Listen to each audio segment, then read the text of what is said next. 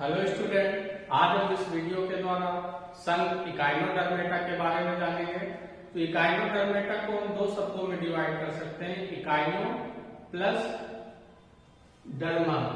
इकाइनो plus derma. Echino का मतलब क्या है? स्पाइंस यानी कांटे या कांटेदार। डर्मा का मतलब स्किन या कवरिंग यानी त्वचा। तो इसका मतलब क्या हुआ? कांटेदार त्वचा। तो इकाइनोडर्मेटा का मतलब हम ये समझ सकते हैं कि कंटक त्वचीय प्राणी या कंटक त्वचीय जंतु, यानी ऐसे जंतु जिनमें कांटेदार त्वचा पाई जाती है, तो उन्हें संघ इकाइनोडर्मेटा में रखा गया है। अब अगर इनके लक्षणों की बात की जाए तो इस संघ के जितने भी सदस्य होते हैं वो सभी समुद्री होते हैं, यानी समुद्र में पाए जाते हैं। और इनमें दो अवस्थाएं होती हैं, यानी जब शिशु प्रावस्था में होता है तो उसमें द्विपार्श्व सम्मिलित इनका शरीर प्रदर्शित होता है, लेकिन वयस्क में क्या होता है कि पंचतय यानी पेंटामेरस सम्मिलित इनका शरीर प्रदर्शित करता है। अगर इनके शरीर की बात की जाए किस स्तर का है, तो इनमें अंगतंत्र स्तर का शरीर होता है, यानी इनके शरीर में कई सारे विकसित अंगतंत्र पाए जाते हैं। और ये जितने भी सदस्य होते हैं इनके वो सभी त्रिस्तरीय या त्रिकोणिक होते हैं, यानी इनके शरीर का निर्माण 3 जनन स्तरों से होता है।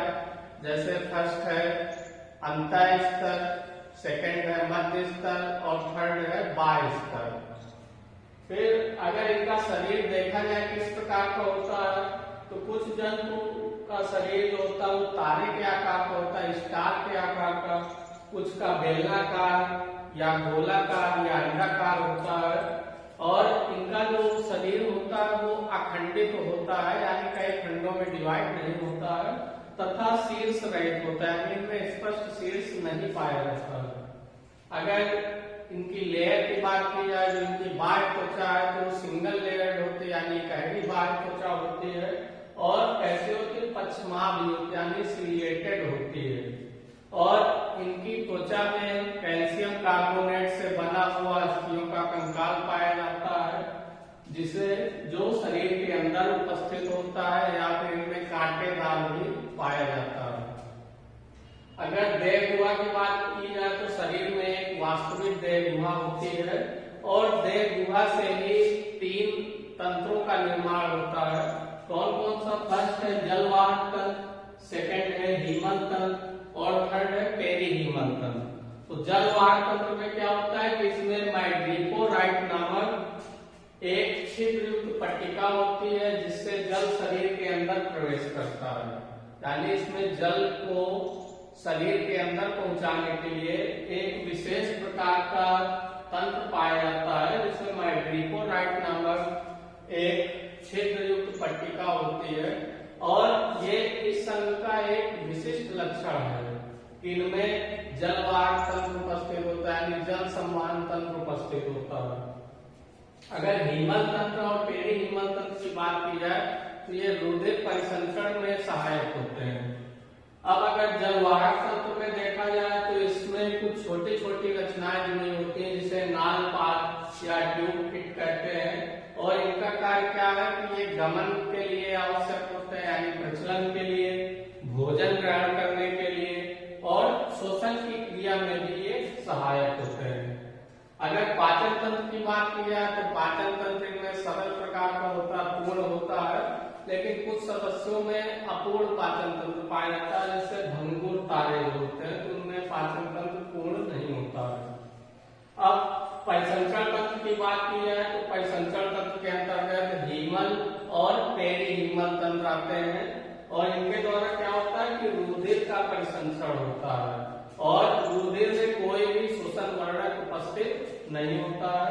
इनमें हृदय भी नहीं पाया जाता, यानी हृदय अनुपस्थित होता है।